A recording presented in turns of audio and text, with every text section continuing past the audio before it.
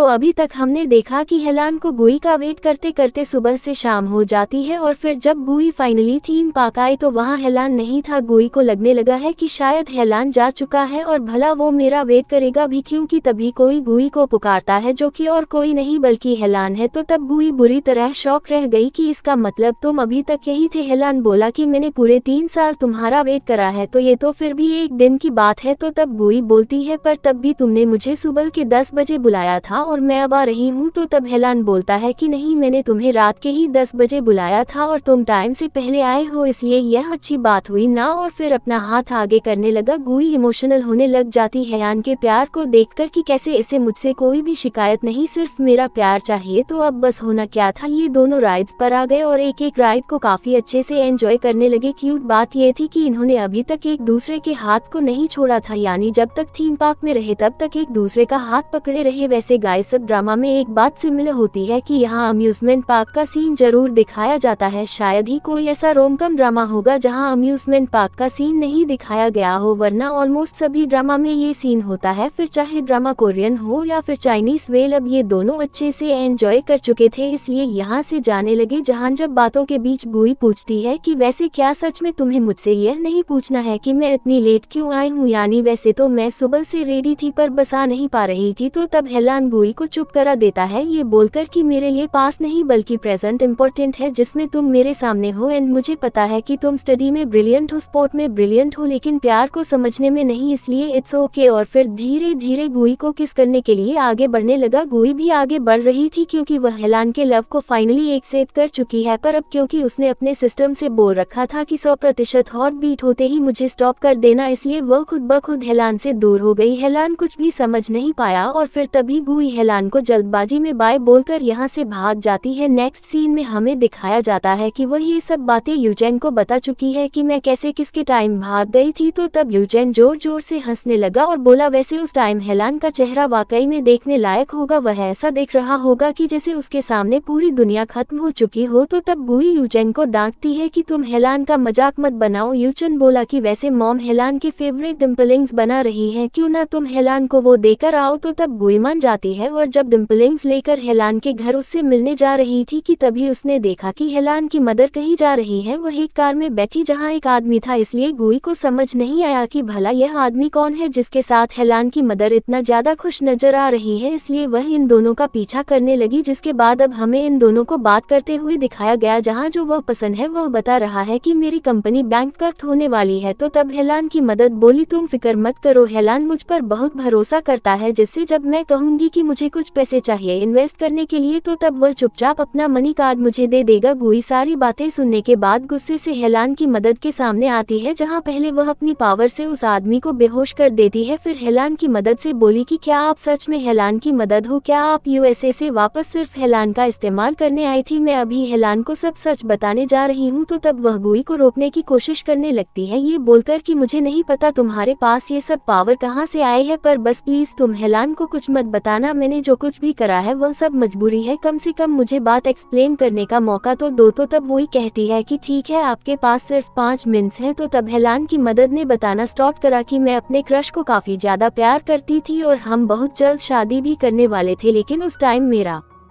Crush गरीब था, इसलिए जब मेरी मदर की तबीयत खराब हुई एंड मेरे पास इलाज के लिए पैसे नहीं थे तो मैं ऑब्वियसली अपने क्रश से कोई भी पैसे नहीं मांग सकती थी, क्योंकि वह खुद अपनी परेशानियों में रहता था। तो तब हेलान के फादर मेरे पास आए थे, जिन्होंने मेरी मॉम का इलाज करने के बदले एक शर्त रखी कि मैं उनसे शादी कर लूँ। मैं मजबूर थी, इसलिए मैंने हेलान के फादर की बात को मान लिया था। थोड़े टाइम बाद हेलान पैदा हुआ और हम तीनों हैप्पी फैमिली की तरह एक साथ रहने लगे। मैं अपने क्रश को भी भुला चुकी थी, मगर अचानक हेलान के फादर का बिहेवियर मुझे लेकर बदलने लगा था। वो पूरे दिन गुस्से में रहते थे, मुझसे लड़ते रहते थे, हाथ भी उठाते थे, जिस वजह से हमारी बहुत बहस होती थी और यह सब हेलान के सामने होता था, जिस वजह से वह काफी डर जाता था, इसलिए मैं उसे चुप कराती रहती थी। लेकिन अचानक एक दिन मुझे अपने क्रश की कॉल आई, जिसने बताया कि उसने यूएस में अपना बहुत अच्छा बिजनेस स्टार्ट कर लिया है, इसलिए अब वह मुझे वापस बुलाना चाह रहा है। तो तब मैंने सेल्फिश बनकर अपनी खुशी के लिए जाने का डिसाइड करा था और मैं हेलान को उसके फादर के पास पास छोड़कर चली गई थी। वैसे भी अगर मैं हेलान को साथ लेकर जाना चाहती तो ऐसा हेलान के फादर कभी होने नहीं देते, इसलिए मजबूर है मुझे हेलान को छोड़कर जाना पड़ा। लेकिन अब अचानक मेरा क्रश यानी जो कि अब मेरा हस्बैंड है, उसकी कंपनी बहुत बड़े नुकसान में जा चुकी है, इसलिए मैं हेलान के थ्रू उनकी मदद कराना चाहती हूँ। तो तब गुई कहती है कि आप वाकई में काफी ज्यादा सेल्फिश हो, आपको हेलान से बिल्कुल प्यार नहीं, जबकि वह आपसे कितना ज्यादा प्यार करता है। हेलान की मॉम कहती है कि नहीं, ये सच नहीं है, यानी मैं भी हेलान से काफी ज्यादा प्यार करती हूँ और जब मैं उससे दूर थी तो मैंने उसे काफी ज्यादा मिस करा था, वो मेरा ही खून है, मैं ऐसे कैसे उसे हेट कर सकती हूँ। तो तब गुई बोली कि पर यूज तो कर सकती हूँ ना। तो तब वो और ज्यादा गुस्सा करने लगी कि नहीं, ये सच नहीं है, मैंने हेलान का यूज नहीं करा, तुम प्लीज हेलान को कुछ मत बताना वरना उसकी नजरों में अपनी मॉम की इमेज क्या रह जाएगी। बट गुई अभी भी मान नहीं रही होती है, तो तब वो गुस्से में मन ही मन गुई को उल्टा सीधा कहने लगी। तो तब गुई उनके सामने अपनी पावर से एक स्टोन पकड़ती है और फिर उसे मसल के दिखाने लगी कि मुझे बुरा भला कहने की हिम्मत मत करना, क्योंकि मैं बहुत ही ज्यादा पावरफुल हूँ। आपके पास अब बस दो रास्ते हैं, या तो मुझे हेलान को सच बताने दो या फिर चुपचाप उसकी जिंदगी से चली जाओ और फिर दोबारा वापस मत आना, क्योंकि मैं बिल्कुल बर्दाश्त नहीं कर सकती कि कोई भी हेलान को हर्ट करे। तो तब हेलान की मदर चुप खड़ी रही। फिर तभी सीन कट हुआ और दिखाया गया कि हेलान जब घर वापस आया तो उसे मॉम कहीं भी दिख नहीं रही होती है और फिर तभी उसे अपनी मॉम का नोट मिला जिस पर लिखा है कि मैं वापस यूएस जा रही हूँ और अब कभी वापस नहीं आऊंगी। तो ये देखकर वो बहुत ज्यादा परेशान होता है एंड अपनी मॉम को कॉल करता है, लेकिन अब नंबर भी बंद आने लगा था। नेक्स्ट सीन में हम देखते हैं कि हेलान गुई को पूरी बात बताता है एंड बहुत ज्यादा परेशान है अपनी मॉम के चले जाने की वजह से, इसलिए बोला कि डैड सही कहते थे कि मॉम हार्टलेस है और वह सच में है। फिर बोला मैं कभी अपनी मॉम की तरह नहीं बनूंगा, यानी मॉम मैं तुम्हें कभी छोड़कर नहीं जाऊंगा बल्कि हमेशा तुम्हारे साथ रहूंगा और तुम्हारा साथ भी दूंगा। जो सब सुनकर गुई हेलान के लिए परेशान होने लगती है कि हेलान अपनी मॉम के चले जाने की वजह से कितना परेशान है। नेक्स्ट सीन में हमें दिखाया गया है कि गुई ने फिर से रिकॉर्डिंग की जहां वह बोल रही है कि मेरे स्कॉर्पियस प्लेनेट पर जब भी कभी कोई दुश्मन मेरे लोगों को परेशान करता था तो मैं उससे बदला लेती थी, यानी अपने लोगों को प्रोटेक्ट करती थी। सेम इसी तरह हेलान को उसकी मदर हर्ट करने आई थी पैसों की वजह से, यानी उन्हें सिर्फ हेलान से पैसों का मतलब था, इसलिए मैंने उन्हें हेलान से दूर कर दिया, क्योंकि मैं हेलान को बिल्कुल भी हर्ट होते हुए नहीं देख सकती हूँ बल्कि उसे प्रोटेक्ट करना चाहती हूँ। पर ऐसा लगता है कि जैसे लास्ट में मैं ही उसे सबसे ज्यादा हर्ट कर दूंगी और फिर तभी उदास होने लगी। वेल अब नेक्स्ट सीन में हमें दिखाया जाता है कि यूचेन जब कैफे आया तो तब लायरा को देखकर शॉक रह गया कि क्या तुम यहाँ काम करती हो।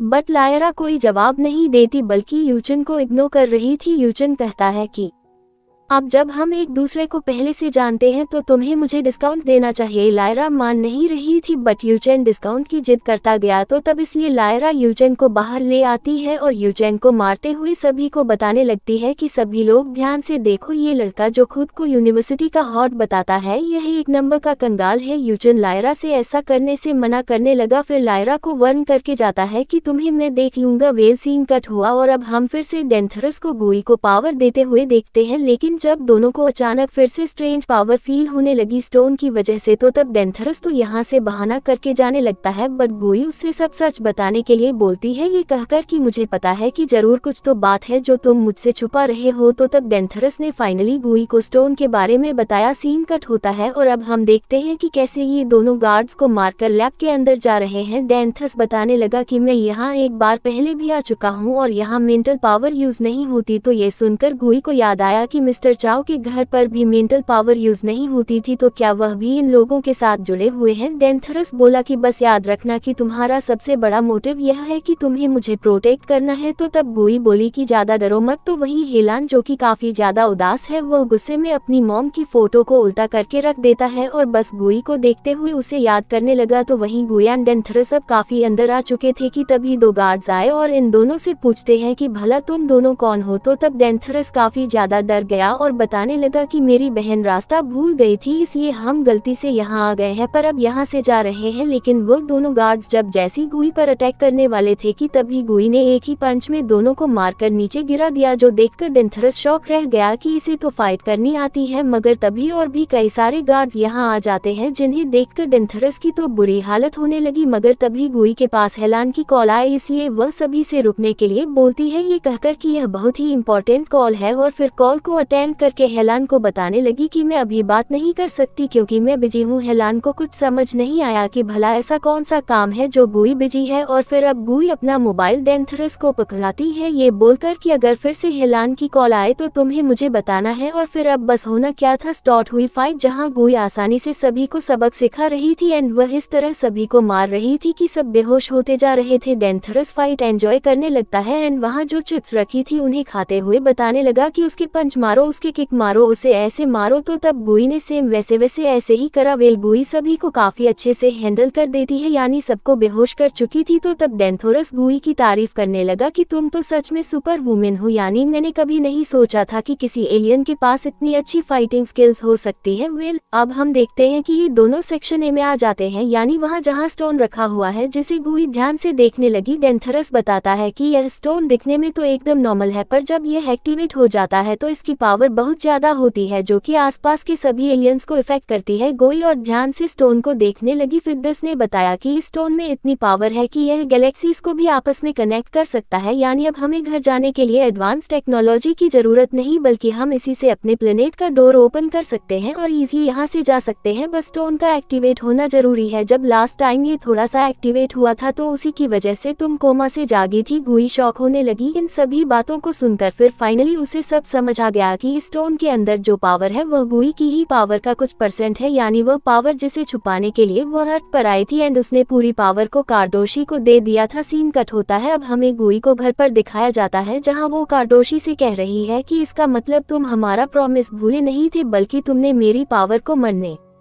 से पहले एक स्टोन के अंदर डाल दिया था। मुझे अभी तक ये लग रहा था कि मैं गलत टाइम पर उठ गई हूँ, लेकिन नहीं, मैं बिल्कुल ठीक टाइम पर उठी हूँ क्योंकि अब मैं स्टोन की हेल्प से वापस जा सकती हूँ और जिस पावर को मैं बाकी प्लेनेट से छुपाकर अर्थ पर लाई थी उसे भी वापस अपने घर ले जा पाऊंगी ताकि स्कॉर्पियस प्लेनेट फिर से बहुत ज्यादा पावरफुल बन सके। सीन कट होता है और अब हमें डेंथरस को दिखाया जाता है जो कि गुई के बारे में सोच रहा है कि जिस तरह गुई अपनी पावर को यूज करती है, फाइट करती है। मैंने ऐसा किसी के बारे में सुन रखा है, मतलब आखिर गुई है कौन। तो तब लायरा काम करते करते स्टॉप हो गई कि यह गुई को कैसे जानता है कि तभी अचानक डेंथरस को कुछ याद आया और वह जल्दी से यहाँ से भाग गया, जिसका ये सब बिहेवियर लायरा भी नोटिस कर रही थी। डेंथरस अब गुई के पास आता है और बोलता है कि शायद मैं तुम्हें पहचान चुका हूँ, पर कंफर्म नहीं हूँ क्योंकि मैंने अपनी लाइफ में कभी ऐसे महान काम नहीं करे जो मैं महान लोगों से मिल सकूँ। इसलिए मुझे पहले ये बताओ कि क्या तुमने सच में अपनी मेंटल पावर को सोल से अलग कर रखा है। पर नहीं, ऐसा होना कैसे पॉसिबल है, ये तो बहुत ही पेनफुल रहा होगा। तो तब गुई कहती है कि नहीं, यही सच है, यानी मैंने सच में ऐसा करा था। तो तब डेंथरस काफी बुरी तरह शॉक रह गया और घबराते हुए बोला कि इसका मतलब क्या तुम अबूडोरी हो। गुई बताती है कि हाँ मैं वही हूँ। तो तब डेंथरस बहुत बुरी तरह शॉक रह गया और घबराते हुए बोला कि इसका मतलब तुम जनरल अबूडोरी हो। गुई बताती है कि हाँ मैं वही हूँ। तो तब डेंथरस कांपने लगा, इसलिए बार बार नीचे गिर रहा था। फिर बताने लगा कि मैंने अब तक जिस महान जनरल की स्टोरी सुनी है,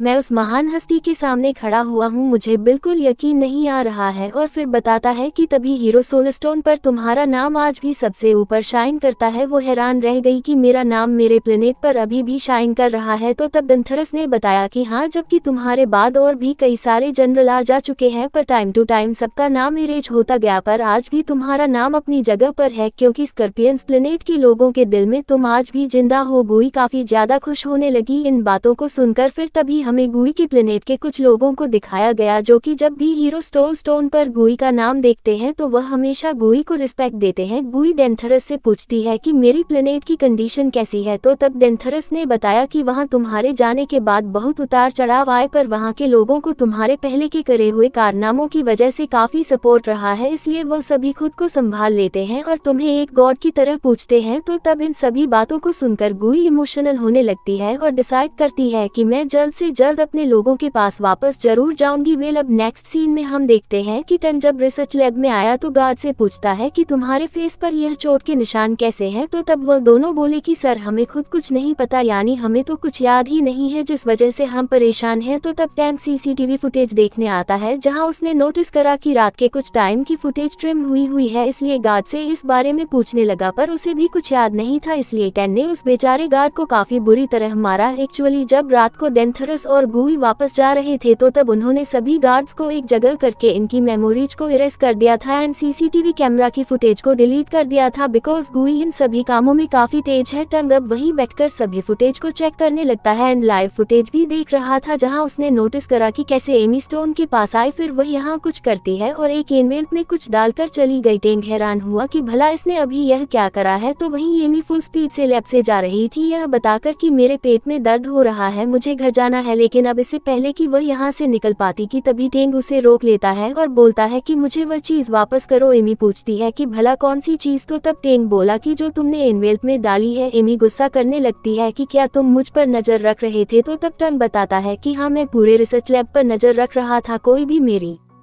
नजरों से बच नहीं सकता है। और बस फिर इसी सीन के साथ यह पार्ट यहीं पर एंड हो जाता है।